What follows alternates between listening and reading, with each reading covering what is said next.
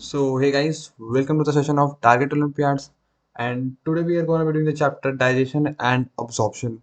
तो जैसा कि ये एनएसबी का कोर्स है और हम लोग एनएसबी का हर एक चैप्टर को कवर करेंगे बायोलॉजी का 11 12th का। तो हम लोग सबसे पहले 11th के एनिमल फिजियोलॉजी को स्टार्ट करेंगे और जो कि है डाइजेशन एंड अब्जॉर्प्शन। सो यहाँ पर डाइजेशन एंड अब्जॉर्प्शन में हम लोग का स्ट्रैटेजी क्या रहेगा वो समझते हैं। सो डाइजेशन एंड अब्जॉर्प्शन में हम लोग क्या करेंगे, सबसे पहले बेसिकली जो कि एनसीईआरटी में दिया हुआ है उसको समझेंगे। फिर एनसीईआरटी में जो दिया हुआ है उसको समझने के बाद हम लोग कैम्बल से डाइजेशन एंड अब्जॉर्प्शन को समझेंगे। कैम्बल से समझने के बाद हम लोग एनएससीबी के पीवाईक्यूज बनाएंगे और आपको मेरे कंटेंट देखने के बाद पीवाईक्यू जो एनएसपी का देंगे उसमें 70% क्वेश्चन आपका बन जाएगा एंड सिलेक्शन हो जाता है बेसिकली 60% में ही, और आपका 70% क्वेश्चन मेरे कंटेंट से ही बन जाएगा एंड दैट्स इट। तो स्टार्ट करते हैं चैप्टर एंड यहाँ पर आपको 3D मॉडल से मिल सकता है। तो स्टार्ट करते हैं digestion and absorption. Digestion. So what is digestion? Digestion basically होता क्या है? तो हम लोग बहुत बहुत बेसिक में नहीं जाएंगे, डायरेक्टली एडवांस मतलब कि चैप्टर को कवर करेंगे, ज़्यादा बेसिक्स में नहीं जाएंगे। सो डाइजेशन क्या होता है कि एक कॉम्प्लेक्स बॉडी को, एक कॉम्प्लेक्स और थिंग को एक बेसिक चीज में कन्वर्ट करने का प्रोसेस को डाइजेशन बोलते हैं। तो डाइजेशन के लिए हमारा ह्यूमन में डाइजेस्टिव सिस्टम होता है। तो डायरेक्टली हम लोग होलोजोइक सिस्टम में आते हैं, हमारा होलोजोइक सिस्टम। एंड ये होलोजोइक सिस्टम होता है हमारा डाइजेस्टिव सिस्टम। तो हमारा डाइजेस्टिव सिस्टम में हमारे बहुत सारे पार्ट्स होते हैं, हम लोग ऊपर से बात करते हैं। सबसे पहला हमारा एलिमेंट्री कैनल का पार्ट होता है माउथ। सो माउथ में हमारे को बेसिक, सबसे पहले हमारा माउथ में क्या होता है, टीथ। तो टीथ लिखते हैं और टीथ को हम लोग सब टाइप कर देते हैं। तो टीथ का 3 सब टाइप होता है जो कि दिया गया है। That is heterodont type of dentition, thecodont type of dentition and diphyodont type of dentition. ठीक है। So heterodont type of dentition क्या होता है? ये ह्यूमंस में, हाँ, ह्यूमंस के अंदर ये तीनों टाइप ऑफ डेंटेशन होता है: heterodont type of dentition, thecodont type of dentition and diphyodont type of dentition. तो देखते हैं तीनों में डिफरेंसेस क्या है। हेट्रोडॉन टाइप ऑफ डेंटेशन क्या होता है कि हमारे बॉडी के अंदर होता है incisors, canine, premolars and molars, मतलब कि हर टाइप का टीथ होता है। That is heterodont type of dentition. Thecodont type of dentition क्या होता है कि हमारे गम्स में हमारा टीथ घुसा हुआ है, तो वो टाइप ऑफ डेंटेशन होता है ये थीकोडॉन। थीकोडॉन क्या होता है? Teeth attach to gums. ठीक है। डाइफ्यूजन टाइप ऑफ डेंटेशन क्या होता है? ये डेंटेशन होता है कि हमारे पास दो जॉज है। एक होता है हमारा अपर जॉ, एक होता है हमारा लोअर जॉ। तो दो जॉ होता है, upper, okay, upper and lower jaw. आप स्पीड को 1.5x भी कर सकते हैं क्योंकि मैं लिख लिख के पढ़ा रहा हूँ। अगर आपको नोट्स बनाना है तो बनाइए, नहीं तो फिर आपको मिल जाएगा मेरे टेलीग्राम चैनल पे। ठीक है। ये 3 टाइप ऑफ डेंटेशन हो गया, डन। अब बात करते हैं कि हमारा जो आई सी पी एम और एम है, यानी डिफरेंट टाइप्स ऑफ टीथ है, इनका एक हमारे को एक फॉर्मूला दिया गया, जैसे क्वेश्चन आया हुआ है एनसीबी में। दैट इज द टीथ का डेंटल फॉर्मूला। दैट इज 2,1, 2,3, 2 1 2 3 पाई 2 1 2 3। ये है एडल्ट का फॉर्मूला, समझाते हैं आपको। ये फॉर्मूला क्या शो करता है? जैसे हमारा टीथ हुआ अपर जॉ, ये हुआ हमारा लोअर जॉ। तो अपर जॉ के दिस इस पार्ट के हर एक टाइप ऑफ टीथ के नंबर को शो करने के लिए हम लोग ये फॉर्मूला यूज करते हैं। ठीक है। हर एक पार्ट को शो करने के लिए इस एरिया के। अब देखो फील करना, इस एरिया में अभी यहाँ पर ये क्या है, 2 1 2 3, ये हुआ incisors, canine, pre molars, molars.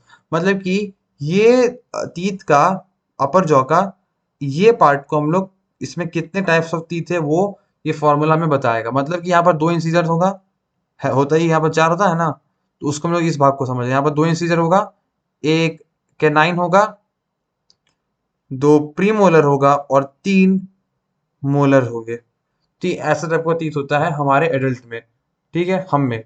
और इन्फेंट्स में क्या होता है? इन्फेंट्स में जस्ट प्री मोलर नहीं होगा, 2 1 2 होगा, 2 1 2, 2 1 2। यहाँ पर प्री मोलर एब्सेंट है, इंपॉर्टेंट पॉइंट है, नोटिस कर लेना, मतलब कि प्री मोलर यहाँ पर एब्सेंट है, पीएम इज एब्सेंट। ठीक है। सो माउथ हम लोग को और क्या क्या बात कर समझ पढ़ना है वो देखते रहते हैं। अब यहाँ पर हमारे माउथ में होता है एक और चीज जो कि होता है टंग। एक और चीज होता है हमारे माउथ में, दैट इज टंग। ये है टंग। लाल बनाना था, मैंने ब्लू बना दिया, चलो कोई नहीं। सो जो टंग हमारे माउथ में अटैच होता है वो अटैच होता है थ्रू फ्रेनुलम। सब एनसीईआरटी में दिया हुआ 11th का, तो इसलिए कोई टेंशन नहीं लेना। टंग के अंदर हमारा होता है टेस्ट बर्ड्स, मैं बहुत मिनट कवर करूंगा। टेस्ट बर्ड्स, ठीक है, ये हमारा टंग हो गया। हमारा टंग के साइड में हमारा पर टॉन्सिल्स होता है, यहाँ पर एक जो अटैच होता है वो होता है टॉन्सिल्स। ठीक है। एंड ज्यादा भी टंग पे नहीं जाएंगे डिटेल में। ठीक है। सो हम लोग ने अभी तक टंग के बारे में सब चीज पढ़ ली है। फ्रेनुलम अटैच होता है, ये एक इंपॉर्टेंट बायोलॉजिकल टर्म है, ये याद रखना है। फ्रेनुलम से अटैच होता है टंग। टंग के बाद हमारा जो हम लोग फूड ले रहे हैं वो जाता है गले में। ठीक है। सो गले में जाते साथ वो फेरिक्स में जाएगा। सो फूड में क्या होगा अभी देखते हैं, हम लोग फील करते हैं। तो फूड में क्या हुआ, सबसे पहले यहाँ पर वो तीत से क्रश किया गया और वो फूड बन गया बोलस। ठीक है। तो मैं अभी रिएक्शन में भी कर देते, इसी में ही पर कर देते रिएक्शन। सो जो फूड हुआ, जो उन्होंने लिया, उसके अंदर अभी हम लोग को माउथ में आएगा एक enzyme, that is salivary enzyme, that is saliva. अभी एंजाइम में नहीं बात करते, बाद में करेंगे। सलाइवा आएगा और उस फूड को बना देगा बोलस। स्पेलिंग में बचाना। ठीक है। वो फूड बन जाएगा बोलस। तो बोलस कहाँ बनता है, माउथ में बनता है। बोलस कहाँ बनता है, माउथ में बनता है। माउथ में बोलस बन गया, अब वो बोलस नीचे जाएगा, एलिमेंट्री कैनाल के नीचे जाएगा बोलस। सबसे पहले वो जाएगा फेरिक्स में। फेरिक्स क्या होता है, कॉमन पैसेज होता है। ठीक है। फेरिक्स क्या होता है, कॉमन पैसेज होता है। वो कॉमन पैसेज में जाएगा फेरिक्स में, देन ये ओसियोफेजिस में जाएगा। अब एक इंपॉर्टेंट बायोलॉजिकल टर्म फिर से आ गया हमारा, वो देखते हैं। जैसे कि वो ओसियोफेजिस में गया फूड, फूड यहाँ से जा रहा है, तो वो जो फूड का मूवमेंट होगा, यहाँ पर एक मूवमेंट होगा, एक कॉन्ट्रैक्शन मूवमेंट होगा, मतलब कि ये जो वॉल्स होंगे उसे यहाँ पर ऐसे करके प्रेशर लगाएगा। ये वॉल्स ऐसे करके प्रेशर लगाएगा, एंड ये जो प्रेशर बनेगा इस मूवमेंट को बोलेंगे पेरिस्टालिसिस मूवमेंट। ठीक है। ये बोलता है, उस मूवमेंट को बोलेंगे हम लोग peristalsis movement. Peristalsis movement, peristalsis. ठीक है। ये हुआ पेरिस्टालिसिस मूवमेंट। अब वहां पर एक हमें ग्लॉटिस के बारे में दिया हुआ, दैट इज एपिग्लॉटिस। ठीक है। एपिग्लॉटिस के बारे में मेंशन किया था, मैं साइड देता हूँ। एपिग्लॉटिस एक लीफ लाइक स्ट्रक्चर है, एक लीफ लाइक स्ट्रक्चर है। ठीक है। एपिग्लॉटिस एक लीफ स्ट्रक्चर है जो कि फूड को फूड को हमारे नेजल चैम्बर में जाने से रोकता है। यानी अगर कोई फूड नेजल चैम्बर में जाएगा तो खांसी दिलवाएगा एंड उसे रोक देगा। तो ये इसका फंक्शन एपिग्लॉटिस का, ये भी मेंशन लिया हुआ था, तो मैंने यहाँ पर लिख दिया एपिग्लॉटिस। ठीक है। अब वह फूड आया नीचे। अब वो फूड आया नीचे थ्रू पेरिस्टालिसिस मूवमेंट। और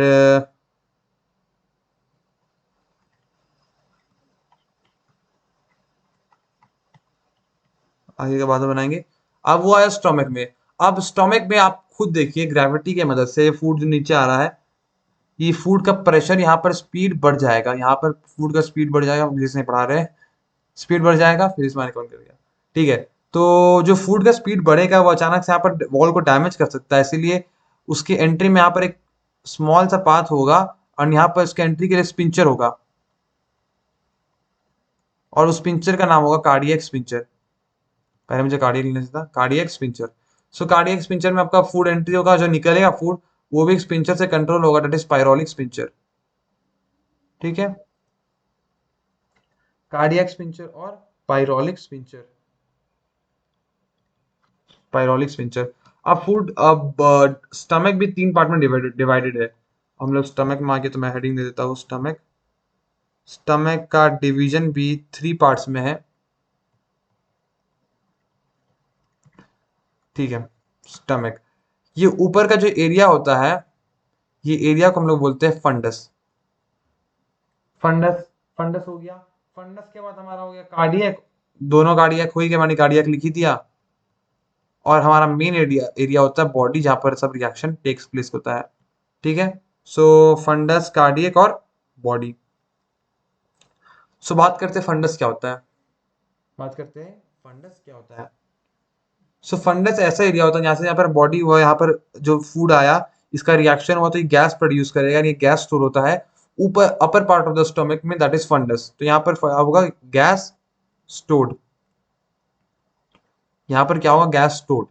ठीक है, फंडस में हमारा हो गया गैस स्टोर्ड। और अब यहाँ पर रिएक्शन कैसे होगा, जो मैकेनिज्म है वो समझते हैं। तो यहाँ का रिएक्शन कर ही ले अभी की, पहले पार्ट कर ले। ठीक है, रिएक्शन में आते हैं एक बार। तो क्या होगा, यहाँ पर हमारा HCl रिलीज होगा। HCl रिलीज होगा, पेप्सिनोजन रिलीज होगा। पेप्सिनोजन। अब देखो, और प्रोरेनिन। मुझे पता, मुझे लगता है, मैं मान के चल रहा कि आपको बेसिक नॉलेज है, इसीलिए मैं थोड़ा सा अपने लेवल में पढ़ा रहा हूँ। ठीक है, HCl, पेप्सिनोजन एंड प्रोरेनिन। अब HCl आया कैसे, HCl आया कैसे। सो HCl आया बाय पैरेटियल सेल और oxyntic cell. So comes from oxyntic cell और पैरेटियल सेल। पेप्सिनोजन क्या आया, हमारा चीफ सेल। देखो उसको याद कैसे करो कि पेप्सिनोजन चीफ है, इसीलिए वो आया चीफ सेल या पेप्टिक सेल से, क्योंकि पेप्सिनोजन है पेप्टिक सेल। और प्रोनेलिन भी इसी से आया, और हमारा यहाँ पर म्यूकस भी रिलीज होता है, मैं लिखना भूल गया, प्लस म्यूकस, जो कि आया गॉबलेट सेल से। ठीक है, म्यूकस आया हमारा गॉबलेट सेल से। सो यार, सो हमारा HCl है जो कि ऑक्सिनेटिक सेल से आया है, पेरिटियल सेल से आया। अब क्या करेगा, यहाँ रिएक्शन कैसे होगा, मजा आएगा, देखते हैं समझते हैं। सो पहला क्या होगा कि पेप्सिनोजिन, देखो यहाँ पर स्टमक में हमारा ब्रेकडाउन ऑफ प्रोटीन होता है। ठीक है,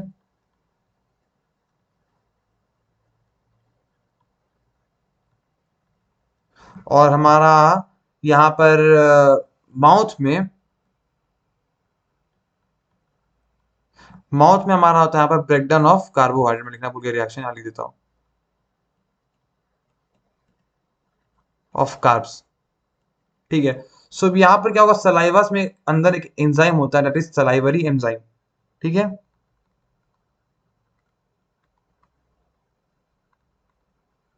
तो salivary enzyme will act on starch, will act on starch and form maltose। तो ये तो यहाँ रिएक्शन हुआ। अब अगला रिएक्शन यहाँ पर स्टमक में क्या हो रहा है, सबसे पहले HCl क्या करेगा, पेप्सिनोजिन जो कि एक प्रो एंजाइम है, HCl क्या करेगा, पेप्सिनोजिन जो कि प्रो एंजाइम है, उसको पेप्सिन बनाएगा, जो कि एक एक्टिव एंजाइम है। प्रो एंजाइम रिएक्शन नहीं करता, इसलिए उसे एक्टिव पहले कन्वर्ट करना पड़ेगा।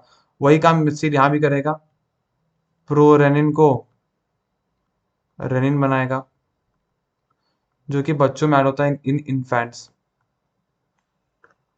इन्फेंट दूध पीते हैं, दूध दूध के अंदर जो प्रोटीन होता है उसे रेनिन बोलते हैं। सो रेनिन क्या होता है,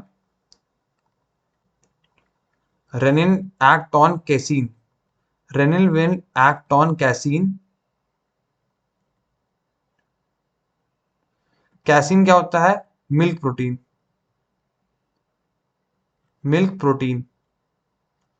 मिल्क के अंदर जो प्रोटीन होता है वो कैसीन होता है, देखो फील करता है। HCl क्या किया, HCl क्या किया, HCl क्या किया, पेप्सिनोजिन में रिएक्ट किया, उससे पेप्सिन बनाया। अब पेप्सिन का काम क्या है, प्रोटीन में ऐड करना, करा दो ऐड। पेप्सिन प्रोटीन में ऐड किया और पेप्टाइड बना दिया। ठीक है, पेप्सिन प्रोटीन में ऐड किया और पेप्टाइड बना दिया। अब देखो, मैंने तो आपको एक HCl का फंक्शन बता दिया। एक HCl का फंक्शन क्या था, कि सिंपली उसे प्रो एंजाइम से नॉर्मल एंजाइम में बनाना। अब HCl का दूसरा फंक्शन क्या है? सॉरी, HCl का फंक्शन तो एक ही है, हो गया HCl का फंक्शन। म्यूकस का फंक्शन क्या है? वो prevent the walls of stomach, prevent the walls of stomach. चलो ठीक है। सो यहाँ पर प्रोटीन का भी डाइजेशन हो गया। सो यहाँ पर HCl रिलीज हो रहा है तो एक मीडियम बना देगा, that is an acidic medium. और एसिडिक मीडियम के कारण इस फूड का नाम हो जाएगा काइम। जैसे कि यहाँ पर फूड का नाम था बोलस, वैसे यहाँ पर फूड का नाम हो जाएगा खाइम। तो ठीक है, अच्छा लगा रिएक्शन करके। अब आगे बात करते हैं नेक्स्ट रिएक्शन की, जो कि हम लोग आते हैं स्टमक में, स्मॉल इंटेस्टाइन में जाके मेन रिएक्शन होगा।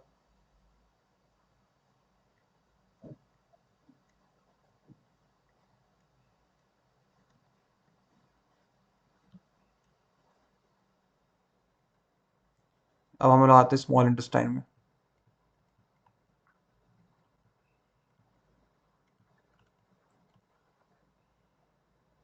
नोट चाहिए हुआ तो टेलीग्राम ग्रुप ज्वाइन कर लेना, चैनल की अबाउट सेक्शन में इसका लिंक है। ठीक है। सो स्मॉल इंटेस्टाइन, तो स्मॉल इंटेस्टाइन के अंदर मैक्सिमम डाइजेशन होता है हमारा, 70% डाइजेशन यहीं पर हो जाता है। अब इसमें कुछ समझाने के लिए डायरेक्टली हम रिएक्शन देखेंगे। सो यहाँ पर हमारे को दो मेन जगह से आपको जूसेस आते हैं, दैट इज लिवर और पैनक्रियाज। सो जो लिवर से जूस आता है वो बाइल आता है, जो कि फैट का डाइजेशन करता है। फील है? फील है। पैनक्रियाज से जो जूसेस आता है वो ट्रिप्सिन आता है, एंड ठीक है, पैनक्रियाटिक जूस आता है, ट्रिप्सिनोजन आता है, काइमोट्रिप्सिन आता है, एमाइलाइज आता है, लिपेज आता है, न्यूक्लियस, मतलब सबका डाइजेशन, हमारा मेन डाइजेशन करवाता है पैनक्रियाज। तो यहाँ पर बेसिकली बस ट्रिप्सिन लिखता हूँ। ऐसे ना बहुत सारा एंजाइम आता है, सबका रिएक्शन होता है, एंड एमल्सिफिकेशन ऑफ फैट होता है, बहुत रिएक्शन लिखना है, पर लिखते हैं, चालू करते हैं। सो सबसे पहले हमारा आता है ट्रिप्सिनोजिन, जो कि पैनक्रियाटिक जूस। हम लोग सबसे पहले अभी यहाँ पर देखेंगे पैनक्रियाटिक रिएक्शन। तो पैनक्रियाटिक रिएक्शन में हम लोग आते हैं, तो सबसे पहला हमारा ट्रिप्सिनोजिन। ट्रिप्सिनोजिन एक प्रो एंजाइम है, ट्रिप्सिनोजिन एक प्रो एंजाइम है। ठीक है। सो ट्रिप्सिनोजिन में एक एंजाइम ऐड करेगा, दैट इज एंटेरोकाइनेज। ठीक है। लाइट ग्रीन हो गया। सो ट्रिप्सिनोजिन में एक एंजाइम ऐड करेगा, दैट इज एंटेरोकाइनेज,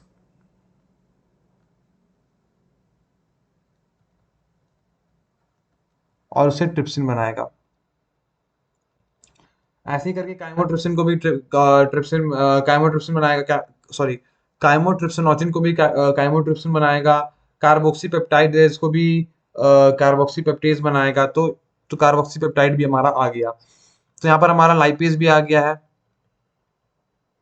अब मैं डायरेक्टली लिख देता हूँ कि लाइपेज लिपिड पे एक्ट करेगा, लिपिड पे एक्ट करेगा। ट्रिप्सिन हमारा एक्ट करेगा प्रोटीन में और उसको पेप्टोन्स बनाएगा। ठीक है। और फाइनली जाके अमाइनो एसिड बनेगा, फाइनली ये जाके अमाइनो एसिड बनेगा। तो हमारा यहाँ पर सब रिएक्शन हो गया। यहाँ पर हमारा बाइल फैट पे रिएक्ट करेगा और यहाँ पर एमल्सिफिकेशन ऑफ फैट होगा, इसमें वो उसे कन्वर्ट कर देगा टू फैटी एसिड और ग्लिसरॉल। तो यहाँ पर बहुत सारा सा रिएक्शन हुआ, सबका कन्वर्जन हुआ। कुछ छोटी मोटी बातें भी हैं जो कि मुझे बोलना था, मैं बोलता हूँ। और जैसे कि यहाँ पर मैंने एक चीज मिस कर दिया था कि जो डाइजेशन का माउथ हो रहा है, जब हम लोग फूड को निगलते हैं उस प्रोसेस को बोलते हैं डेग्लूटेशन। ठीक है। उस प्रोसेस को बोलते हैं डेग डेग्ल्यू डेग्लूटेशन, निगलिंग ऑफ फूड, निगलिंग ऑफ फूड। सो इसको इंग्लिश में क्या बोलेंगे? अह, खाना घुसाना। ठीक है। सो ये हुआ रिएक्शंस। अब हम लोग को बेसिकली क्या करना है, दोनों ग्लैंड्स के बारे में समझना है, जो कि बहुत इंपॉर्टेंट है। और इसके बारे में डिजीज भी दिया हुआ एनसीईआरटी में, डिजीज क्वेश्चन आया नहीं है, कुछ बहुत मैं छोड़ भी दूंगा, आप खुद एनसीईआरटी पढ़ना है। सबसे पहले तो लेक्चर से पहले हमारा जो कोर्स लॉन्च का वीडियो है, और एक एनएसीबी स्ट्रैटेजी वो देखो, उसके बाद आपको लेक्चर कैसे देखना है वो सब समझ आ जाएगा डिटेल में। तो ये सब तो रिएक्शन हुआ, वैसे बेसिकली ये सब रिएक्शन हुआ, फिर कन्वर्जन हुआ। और आपको इतना डिटेल में कन्वर्जन नहीं दिखना है, मैंने एक स्लाइड बनाया हुआ है, वहाँ पर मैंने सब चीज़ लिखा हुआ है। अब उसमें आते हैं कन्वर्जन का। कीप, ठीक है। हेलो हेलो हेलो, ठीक है। सो यार देखो, अभी तक हम लोग क्या किया, हम लोग एनसीईआरटी को देखा, एनसीईआरटी की बेसिस जाना पूरा कंप्लीट नहीं हुआ है, मैं मानता हूँ। अब हम लोग क्या करेंगे, अब हम लोग करेंगे सिंपली, हम लोग ने जो कैम्बल का नोट्स बनाया था उससे मिले हम लोग को देखना है, कैम्बल के नोट्स को देखना है। एंड दोनों को क्लब किया जाएगा, एनसीईआरटी के नोट्स और कैम्बल के नोट्स, और उसके बाद आपको बेसिक वो दिया जाएगा, ठीक है, क्वेश्चन दिया जाएगा एनसीबी का, जिसको आपको 70% बना लोगे मेरे कंटेंट के थ्रू ही। तो ये हमारा कैम्बल का नोट्स, न्यूट्रिशन चैप्टर, न्यूट्रिशन माने डाइजेशन।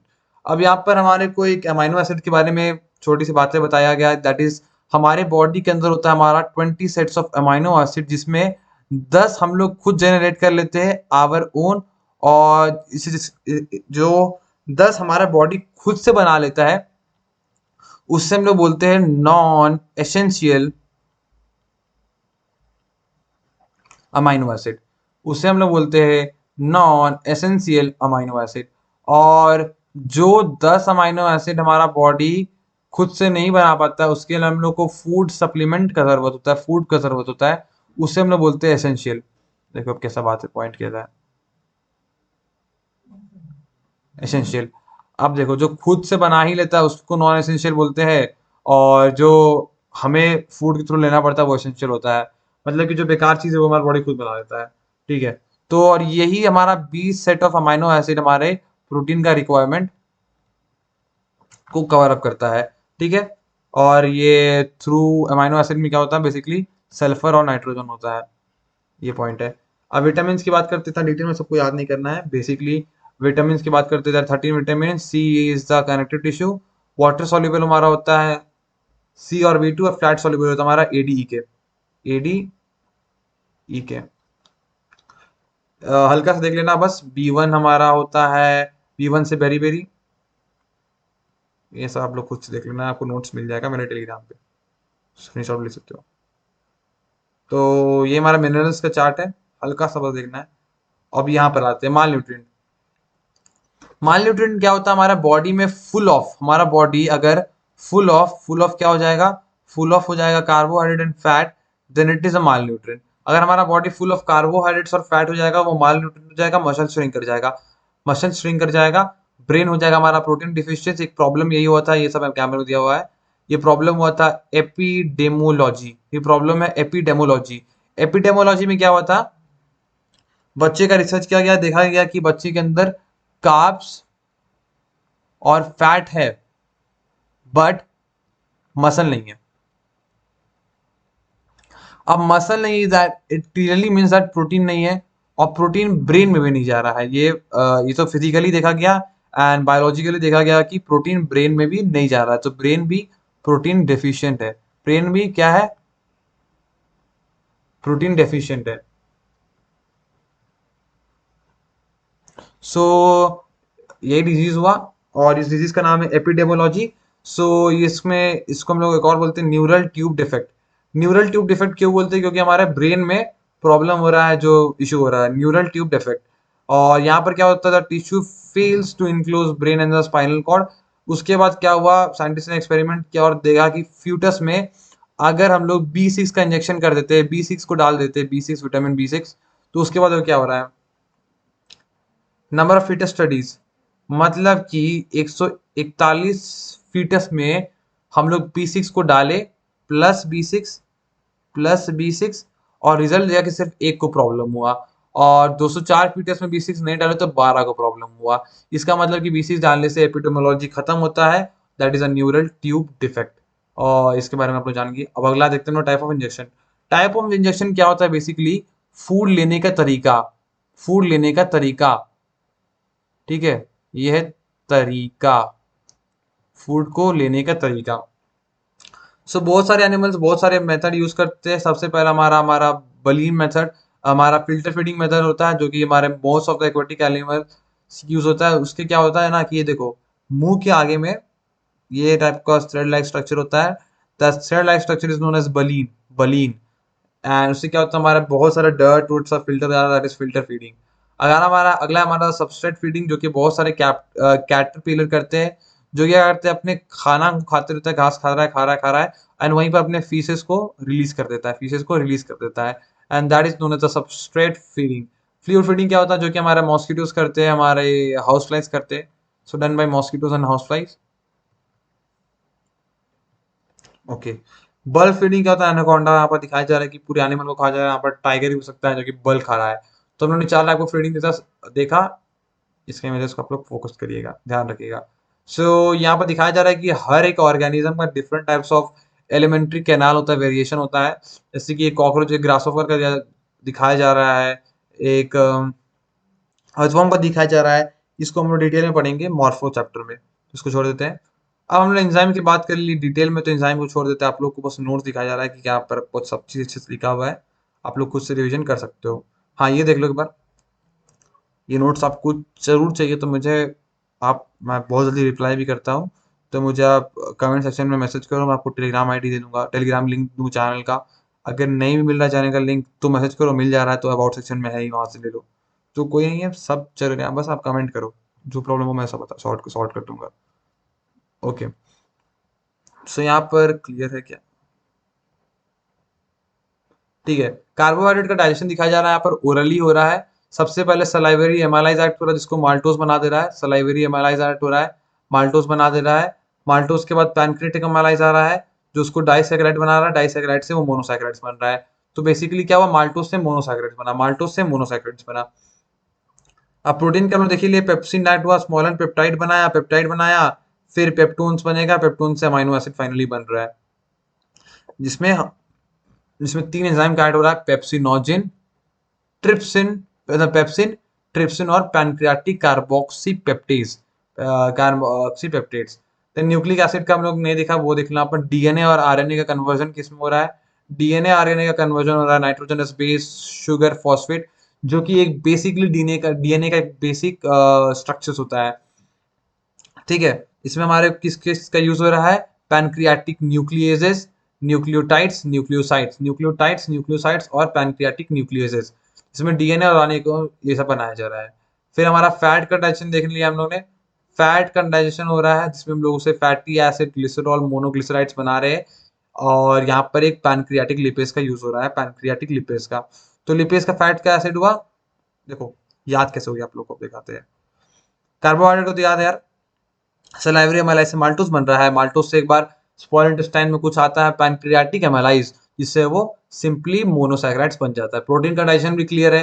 पहले पेप्टाइड बना, फिर स्मॉलर पेप्टाइड्स बना, फिर अमाइनो एसिड, पेप्टोन्स के बाद अमाइनो एसिड बना। 3 चीज का यूज हुआ, पेप्सिन, ट्रिप्सिन और कार्बोक्सी पेप्टाइड्स। फिर न्यूक्लिक एसिड आया, जिसमें डीएनए और आरएनए को हम लोग नाइट्रोजनस बेस शुगर फॉस्फेट बनाया, जिसमें न्यूक्लियोटाइडेज का यूज किया गया। फिर फैट का डाइजेशन हुआ, जिसमें फैट को हम लोग ग्लिसरॉयल फैटी एसिड मोनोग्लिसराइड बनाया, जिसमें पैनक्रियाटिक लिपेज का यूज हुआ। अब ये सब जितना पॉइंट है आपको मैं सब बता नहीं सकता, आप खुद से पढ़ सकते हो, मैं भेज दूंगा। यहाँ पर देखो 3 स्ट्रक्चर देख सकते हो कार्निवोर का।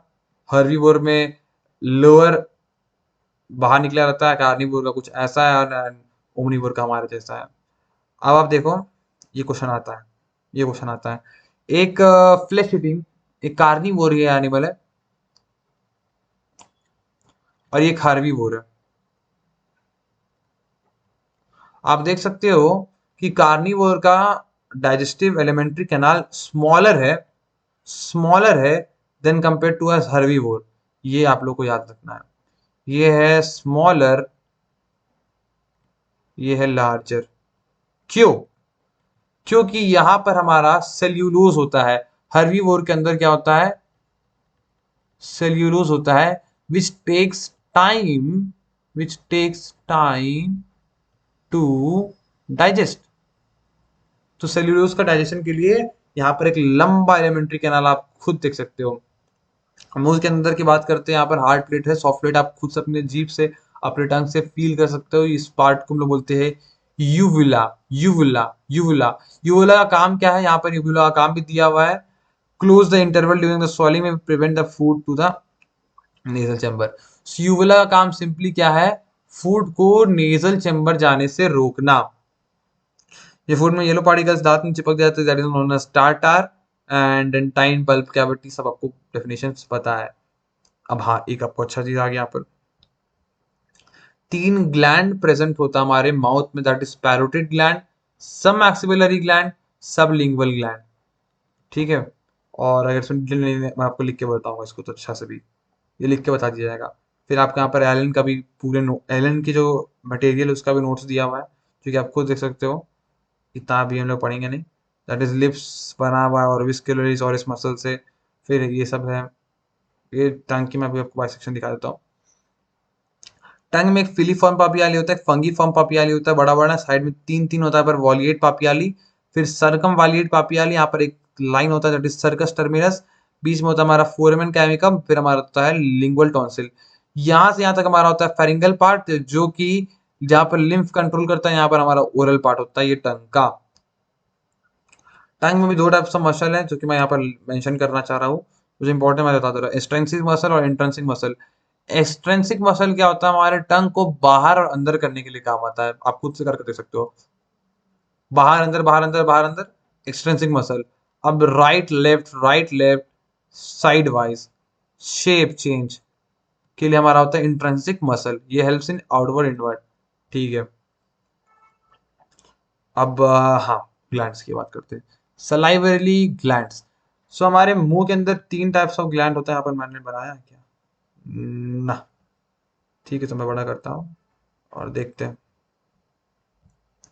सो हमारे मुंह के चीक, बिलो चीक, एक होता है पैरोटिड ग्लैंड, सब मैक्सिलरी ग्लैंड, सब लिंगुअल ग्लैंड। सब लिंगुअल आपको देख के लगेगा, सब लिंगुअल, लिंगुअल के नीचे, टंग के नीचे सब मैक्सिलरी, लोअर जॉ, पैरोटिड, बियो बिलो ईयर। तो ये हमारा मुंह है अगर, ये हमारा मुंह है अगर, सो यहाँ पर सब लिंगुअल हुआ, सब लिंगुअल, पैरोटिड कान के नीचे, मतलब यहाँ यहाँ पर हमारा हुआ पैरोटिड, और सब मैक्सिलरी हुआ हमारा लोअर जॉ में हुआ, एक सेकेंड, हाँ, लोअर जॉ में हुआ, तो कुछ यहाँ पर रहता है ऐसा मैक्सिलरी, लोअर जॉ, मैक्सिलरी। अब आप देखो कि सबसे दूर कौन सा है? पैरोटिड है। सबसे दूर कौन सा पैरोटिड? ये क्या करता है? ये तीनों सलाइवरी ग्लैंड से, मतलब ये तीनों क्या करता है? सलाइवा निकालता है। सब फील आ रहा है? फील आ रहा होगा, पक्का आ रहा होगा। तो सबसे दूर कौन है? हमारा पैरोटिड ग्लैंड, मतलब पैरोटिड वाला सबसे दूर है, जो कि इसका डक्ट होता है, मतलब कि पैरोटिड एक ग्लैंड है जिससे एक डक्ट आता है डायरेक्टली हमारे माउथ में, एंड उस डक्ट का नाम है स्टेंसन डक्ट, जो कि हमारा होता है लार्जेस्ट सलाइवरी ग्लैंड। अभी लार्जेस्ट क्यों यार, आप खुद समझो, सबसे दूर है, सबसे बड़ा डक्ट इसी का ना होगा। ठीक है, सबसे बड़ा डक्ट इसका नहीं है, ये लार्जेस्ट सलाइवरी ग्लैंड, इतना याद रखना, स्पेशल पॉइंट, लार्जेस्ट ये है। सबसे बड़ा डक्ट होता है सब मैक्सिलरी का, ठीक है, वाटोन्स डक्ट, फिर डक्ट ऑफ रेवेनियस होता है हमारा सबलिंगुअल डक्ट ऑफ रेवेनियस। ये तीनों सलाइवा करता है, बट आपको एक चीज याद करना, सलाइवा प्लस एंजाइम कौन करता है? हमारा पैरोटिड करता है, इसीलिए वो लार्जेस्ट सलाइवरी ग्लैंड है। मैक्सिमम सलाइवा सिक्रेट किया जाता है थ्रू सब मैक्सिलरी ग्लैंड, जो कि वाटोन्स डक्ट देता है। आपको याद क्या करना है? Parotid gland Stensen duct, submaxillary gland Wharton's duct, sublingual glands ducts of Rivinus. ठीक है, Stensen, Wharton's, duct of Rivinus, and सबसे सेट है। और सलाइवा में क्या होता है? मैक्सिमम 99.5% वाटर होता है, ये कंटेंट आपको इतना याद रखना, जितना मैंने मार्क किया है। एंड यहाँ पर आपको म्यूकस, पलाटिन एंजाइम, लाइसोसोम, एंड हल्का से यूरिया भी होता है, देख लो, यूरिया भी होता है, पलाटिन एंजाइम होता है, लाइसोसोम होता है, आईजीए होता है एंटीबॉडी। अब ये क्वेश्चन वेरी इंपॉर्टेंट है कि कौन सा एंटीबॉडी होता है, तो आपको याद करना होगा आईजीए। एक और एंटीबॉडी होता है आईजीजी, जो कि, ओ सॉरी, ये भी क्यों बताना है, ठीक है, आईजीए होता है।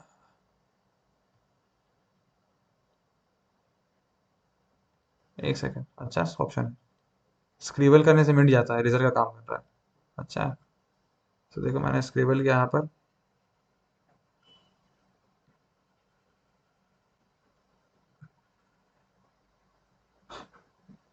नहीं मिटा, चलो कोई नहीं। आईजीजी, आईजीए हुआ और वाटर हुआ। अभी इस डायग्राम को समझना बहुत इंपॉर्टेंट है, हमारे चैप्टर का सबसे मेजर पॉइंट है। फिर क्वेश्चंस करेंगे। इतना हम लोग अब अंडरस्टैंड नहीं हो गया क्वेश्चन कर पाए एनसीबी का, इसके बाद क्वेश्चंस। सो यार देख सकते हो इस डायग्राम को आप सभी लोग। इस डायग्राम में क्या हमारा लीवर की पार्ट को दिखा जा रहा है। लीवर, मुझे कुछ पॉइंट क्या लिख देता हूँ। लीवर जो कि हमारा है लार्जेस्ट ग्लैंड। लीवर हमारा है लार्जेस्ट ग्लैंड। तो यार लीवर से जो डक्ट निकलता है कुछ ऐसा है। ओके, तो दोनों लीवर का डक्ट राइट और लेफ्ट को मिला के हम लोग बोलते हैं कॉमन हेपाटिक डक्ट। वही कॉमन हेपाटिक डक्ट जाता है और यहाँ पर हमारा बाइल जूस स्टोर कर देता है। बाइल को स्टोर कहाँ करता है? गॉल ब्लैडर में करता है। गॉल ब्लैडर से जो डक्ट निकलता है वो सिस्टिक डक्ट है। Cystic duct plus common hepatic duct होता है कॉमन बाइल डक्ट। और कॉमन बाइल डक्ट जब जाके मिलता है यहाँ पर कुछ हमारा पैनक्रियाटिक डक्ट से, उसको बोलते हैं हेप्टियो पैनक्रियाटिक डक्ट। एंड कुछ नहीं करना, आपको इतनी समझना है ना, आपको फोटो खुद से देख लेना है, मैं आगे कुछ होगा तो बताऊंगा। ठीक है, अब पहले हम लोग क्वेश्चन से बात करते हैं, फिर और भी कुछ कंसेप्ट है वो भी बताया जाएगा, आपको चैप्टर को कवर किया जाएगा। तो पहले बायोलॉजी के एनएससीबी का जिस चैप्टर का डाइजेशन का कुछ क्वेश्चन करेंगे। अगर आप 70% बना लेते हो, नहीं अगर आप 60% बना लेते हो, that is very well and good. That is well and good. ठीक है, तो करते हैं क्वेश्चंस। सो करते हैं अब क्वेश्चंस भी। ठीक है, सो पहला क्वेश्चन हमारा पर एनएससीबी का आ रहा है, दैट इज,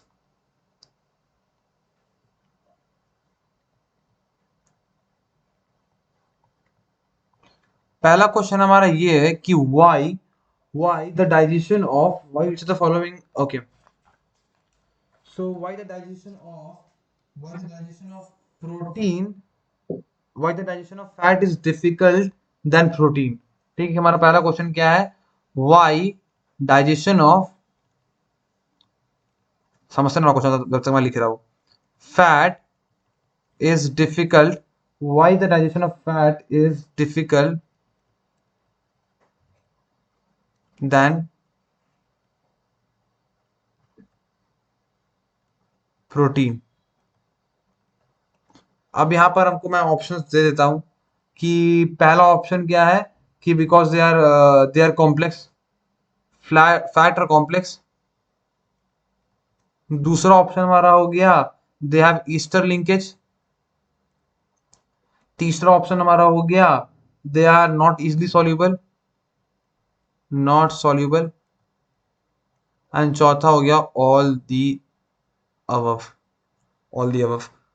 टाइम लो, बनाओ, पॉज करो, बनाओ, समझ लो।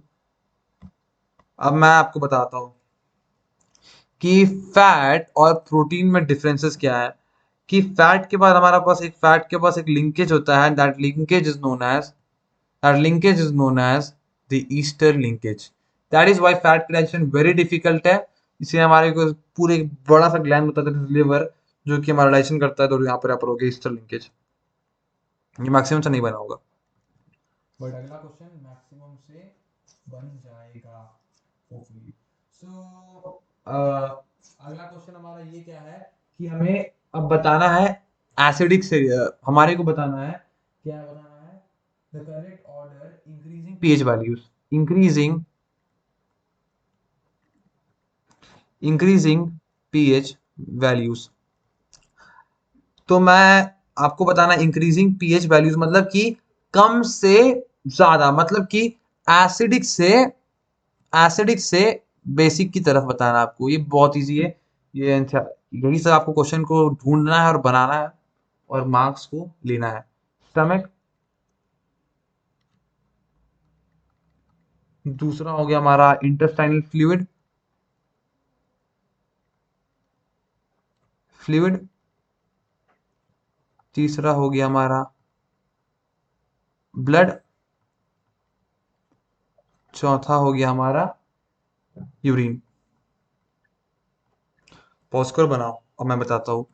आपको बता दिया गया है कि सबसे ज्यादा एसिडिक कौन HCl है। तो बिना कुछ सोचे समझे, बिना कुछ सोचे समझे आप पहले मार दो कि यहाँ पर ऑर्डर में सबसे पहले तो भाई स्टमक तो होना निश्चित है। स्टमक तो होना निश्चित ही है। ठीक है, स्टमक। उसके बाद क्या होगा यार? अब आप देखो कि एसिडिक क्या ज्यादा होगा, ब्लड। ब्लड आप जानते हो कि ब्लड का पीएच हल्का सा बेसिक होता है, लिटिल बिट बेसिक। और इंटेस्टाइनल फ्लूइड भी एसिडिक नहीं होता, वो भी न्यूट्रल मीडियम टाइप का होता है। एंड ब्लड भी हल्का सा बेसिक होता है। तो आप देख सकते हो कि पक्का क्लियरली है कि 1 के बाद 4 होगा। एंड ऑप्शन में यहाँ पर 1 के बाद 4 के बाद हो गया। अब हम लोग को करना है अगला 3। 3 3 क्या होगा आप बताते हैं। ये आप अगर 1 4 बना ली तब का आंसर आ जाएगा, ऐसा ऐसा ऑप्शन दिया हुआ है इसलिए। 1 4 बना ली तब का आंसर आ जाएगा। इसी वे में आपको ऑप्शन दिया हुआ है, तो क्लियर है। 1 कोई बना लेगा, 2 भी कोई बना लेगा, क्योंकि ब्लड और इंटेस्टाइनल फ्लूइड दोनों बेसिक होता है, तो दोनों बाद ही में होगा। अब मैंने पहले इंटेस्टाइनल फ्लूइड को क्यों रखा है, नहीं नहीं सॉरी, पहले मैंने ब्लड को क्यों रखा है, क्योंकि मैंने आपको भी पहले ही बोल दिया था कि आपको पता होना चाहिए कि ब्लड का pH a little bit alkaline की और एन इंटेस्टाइनल फ्लूइड्स का पीएच न्यूट्रल की तरफ है। क्योंकि हम लोग जानते हैं कि इंटेस्टाइन से पहले वो फूड स्टमक में आया, स्टमक में वो हाईली एसिडिक है, ठीक है। स्टमक में वो हाईली एसिडिक है, स्टमक में वो हाईली एसिडिक है, बट जब वो आया हमारा स्मॉल इंटेस्टाइन में तो उससे बनाया गया बेसिक।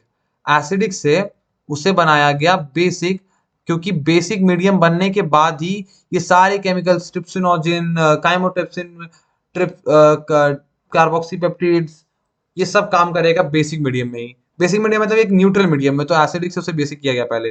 तो ये क्वेश्चन भी आप सब बना लिए होंगे। अब मुझे एक टॉपिक अगला क्वेश्चन से पहले मुझे एक टॉपिक बताना है, विल्ली। विल्ली सब एनसीईआरटी में दिया हुआ है, ठीक है। विल्ली हमारे को हर एनसीईआरटी में दिया हुआ है। विल्ली क्या होता है, विल्ली एक स्ट्रक्चर होता है, VILLI। विल्ली एक स्ट्रक्चर होता है, ठीक है। वो स्ट्रक्चर सिंपली हमारा यहाँ कहाँ पर होता है, हमारा होता है स्मॉल इंटेस्टाइन में, जो कि जिसके बीच में लैक्टेरल होता है, यहाँ पर हमारे कैपिलरीज होता है। बहुत माइन्यूट स्ट्रक्चर है विल्ली, जो कि बेसिकली एब्जॉर्प्शन का काम करता है।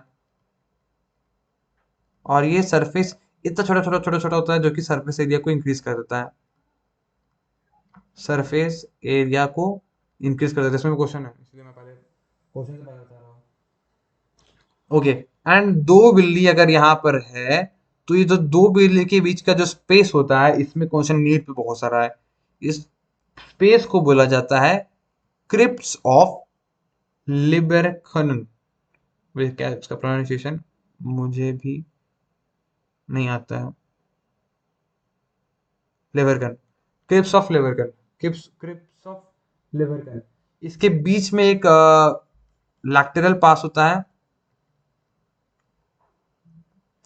जो कि लिम्फ का होता है। इसमें भी क्वेश्चन है। इसके बीच में जो लैक्टेरल पास होता है उसमें लिम्फ होता है। इसके विले के बीच में एक लैक्टेरल पास होता है, जो कि लिम्फ का कंस्टिट्यूएंट है। साइड में हमारा वेन्स होगा, साइड में हमारा वेन्स वेन्स होगा। एंड यही हमारा विल्ली है, विलाई। विलाई बहुत लोग बोलते हैं, विल्ली बहुत लोग बोलते हैं, हम विल्ली बोलेंगे, ठीक है। तो हमारा नेक्स्ट क्वेश्चन है, हमारा नेक्स्ट क्वेश्चन है, largest surface to volume ratio is characterized by. Largest surface to volume ratio is characterized by. इसमें मुझे आपको पहले चीज बताना है कि ये क्वेश्चन सिर्फ डाइजेशन से रिलेटेड नहीं है, इसमें कुछ चीज बाहर का भी तो आपको देखना पड़ेगा। So largest surface to volume, volume ratio, यहाँ पर हमारा ऑप्शन है विल्ली। विल्ली के बाद हमारा ऑप्शन है यहाँ पर माइटोकॉन्ड्रिया, जो कि आपको सेल सबने पढ़ा हुआ होगा। भले आपने उन्हें एक्सॉन नहीं पढ़ा होगा, ये सेल सबने पढ़ा होगा। मैं एक्सॉन पढ़ाऊंगा कुछ दिन में। ऑल दी अबव, बनाओ जल्दी से, पॉज करो, सॉल्व करो, मैं बता रहा हूँ। तो यहाँ पर largest surface to area ratio आपको मैंने अभी बताया है कि विल्ली में तो होता ही है। इसका बहुत अच्छा ऑप्शन कर, तो आपने खाली विल्ली नहीं मारना है। आपने देखना है कि माइटोकॉन्ड्रिया में भी कुछ ऐसे सिनारियो है जिसके अंदर ऑक्सीजोम्स होता है, यहाँ पर भी largest surface to volume ratio होता है। यही चीज एक्सॉन में होता है, इसलिए यहाँ पर आपका आंसर होगा ऑल ऑफ दी अबव, ठीक है। तो ये हमारा सिनेरियो उसमें होता है, इतना बेसिक पता होगा, माइटोकॉन्ड्रिया तो पक्का पता होगा, इसीलिए ये भी क्लियर है।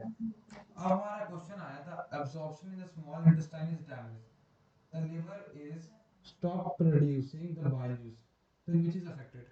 अगर लिवर खराब हो गया, ये क्वेश्चन तो लीड में बहुत आता है। अगर लिवर इज खराब, liver is affected, liver is damage, मैं लिख देता हूँ।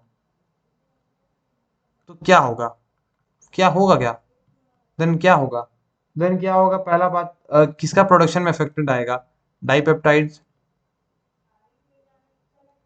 Dipeptide, okay. Then fat soluble vitamin, fat soluble vitamin किसका डाइजेशन में इफेक्ट होगा, आप देख समझो फील करो, स्टार्च, ग्लूकोज। स्टॉप पॉज करो, बनाओ, एंड बहुत इजी क्वेश्चन है हमारा। लिवर इफेक्ट हुआ, लिवर आप खुद ही पता है यार, फैट मैन, फैट, क्या होगा, फैट होगा। सो लिवर का डाइजेशन भी फैट से होता है रिलेटेड, तो यहाँ पर फैट के अलावा और कुछ नहीं हो सकता है, फैट होगा। तो मैंने अभी जो क्वेश्चंस दिए आपको, वो क्वेश्चंस है फ्रॉम 2014 से लेकर 2014 से लेकर 2020 के क्वेश्चन है। सो नेक्स्ट क्वेश्चन में आते हैं, हम लोग बढ़ते हैं, एक ही साथ में क्वेश्चन कर देते हैं। So the next question is also interesting question, ठीक है। तो बढ़ते हैं, which of the following hormone is not a protein or peptide, which is not a protein slash peptide, ठीक है। Oxytocin, gastrin, oestrogen, insulin. Pause करो, बनाओ, hopefully आपने बना लिया होगा। आप लोगों को पता होना चाहिए कि गैस्ट्रिन, ऑक्सीटोसिन एंड ऑस्ट्रियोजिन, ये सभी के अंदर प्रोटीन होता है, इंसुलिन के अंदर प्रोटीन नहीं होता है, क्योंकि चैप्टर है हमारा बायोटेक्नोलॉजी, जिसमें हम लोग इंसुलिन के बारे में डिटेल में पढ़े हैं, एंड इंसुलिन के अंदर प्रोटीन कोई रिलेशन ही नहीं, इंसुलिन का सीधा पर हमारा आंसर होगा इंसुलिन, ठीक है। ये सब भी जो बायोलॉजी वाले क्वेश्चन है, आप देख सकते हैं मैक्सिमम क्वेश्चन सिर्फ डाइजेशन से नहीं है, इंटरलिंक्ड है, इसलिए मैं कुछ नहीं कर सकता कि मैं जब भी पढ़ाऊंगा आपको बायोटेक, उसमें इंसुलिन के बारे में डिटेल में पढ़ाई होगा करेगा, तो वो क्लियर हो जाएगा, ठीक है। सो कुल इतना ही क्वेश्चन था एनएससीबी का इस चैप्टर में, ठीक है। कुल इतना ही क्वेश्चन था इस चैप्टर में एनएससीबी में। सो हमारा लास्ट टॉपिक बचा है, दैट इज हमारा पैनक्रियाज और लिवर का जो डायग्राम है वो करना, हम लोग को पैनक्रियाज और लिवर का 3D मॉडल को करना है, ये सबसे इंटरेस्टिंग पार्ट है, 3D मॉडल। सो देखते हैं, ये हमारा लिवर रहा, लिवर हुआ, लिवर हमारा दो पार्ट में डिवाइडेड होता है, वो हम लोग खुद ही जानते हैं, लिवर दो पार्ट में डिवाइडेड रहता है। तो और ये हुआ हमारा स्टमक, ठीक है। तो सब आप देख सकते हो पोजीशन और फील कर सकते हो बायो को, कि स्टमक के जस्ट ऊपर में होता है लिवर, बट उसका देखो सर्कुलेशन जो पाइप जा रहा है वो नीचे जा रहा है, जो पाइप जा रहा है वो नीचे जा रहा है। ये स्प्लीन, स्प्लीन क्या होता है, स्प्लीन होता है बेसिकली रेड ब्लड सेल का ग्रेवयार्ड होता है, जो रेड ब्लड सेल मरता है वो यहीं पर आके मरता है। ये हुआ हमारा गॉल ब्लैडर, आप देख सकते हो, मैं छोटा कर देता हूँ स्लाइड को,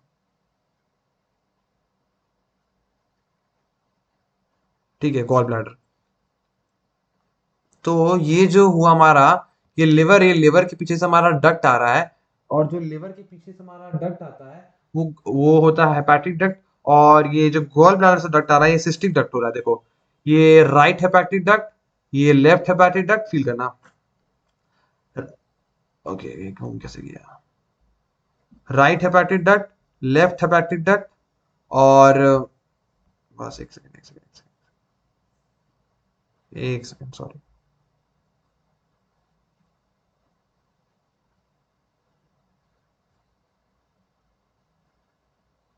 देखो, हाँ हाँ, तुम फील से पढ़ते हैं, right hepatic duct, left hepatic duct, तो ये दोनों आया, राइट हेपेटिक डक्ट और लेफ्ट हेपेटिक डक्ट, कि जब दोनों मिला तो यहाँ पर ये एरिया होता है कॉमन बाइल डक्ट, इस सबका इमेज आपको भेज दिया गया है।